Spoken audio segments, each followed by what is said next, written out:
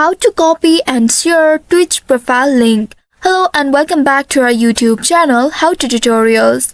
In today's video, I'm going to show you how you can copy and share Twitch profile link. To do so, first of all, you will need to open any web browser on your device. Here I have launched my Chrome browser.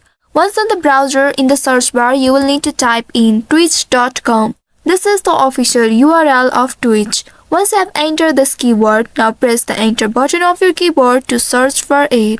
Within a while, you will be taken to the official website of Twitch. Here you will need to make sure you have logged in to your account. Once you are logged into your account, you will land on this home page.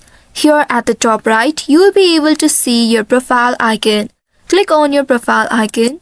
And from this drop down, here you will need to select this channel option. Click on channel. And once doing that, you will be taken to your channel page. Here now at the address bar, you will be able to see twitch.tv/ or followed by your username. This is your profile link of Twitch. Now you just need to highlight this link and press Ctrl+C button, or you can right click on it and from the drop down select copy option. Once doing that, your profile link has been copied.